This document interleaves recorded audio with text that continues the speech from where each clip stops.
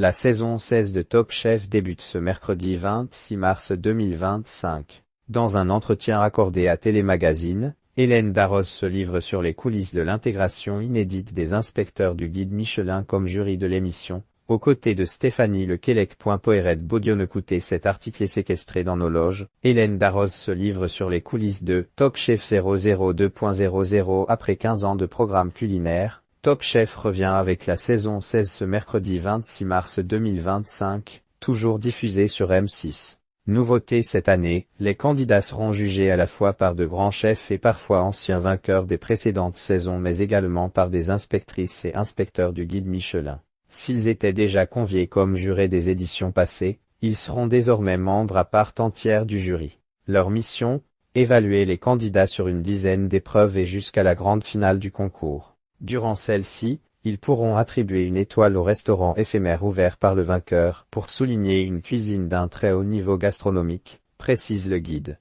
Dans un entretien à Télémagazine en kiosque ce jour, la chef Hélène Darroze, jury de Top Chef cette année encore, se confie sur leur arrivée. Qu'est toujours un plaisir. J'ai le goût de la transmission cette année. Les coachs de Top Chef seront au nombre de 5, Hélène Darroze, Stéphanie Lequelec, Philippe Etchebest, Paul Perret et Glenn Viel. Leur rôle consiste toujours à recruter, conseiller et sélectionner les candidats pour les amener jusqu'en finale.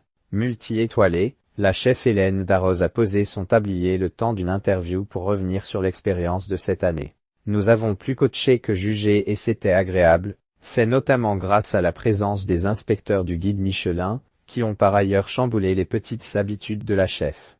Nous étions juste séquestrés dans nos loges quand les inspecteurs du guide étaient présents sur une épreuve, glisse-t-elle à Télémagazine en riant. C'était une usine à gaz avec des rideaux partout. Mais on a travaillé avec nos candidats pour qu'ils réussissent à présenter au mieux leur plat. 12e participation à l'émission et une experte de la gastronomie toujours pas lassée de sa présence, c'est toujours un plaisir. J'ai le goût de la transmission, un sentiment partagé par Stéphanie Lequelec, ex-vainqueur de Top Chef saison 2 et également en une du magazine. La présence des inspecteurs du guide Michelin est aussi extraordinaire qu'inédite. Sur le tournage régnait une tension positive.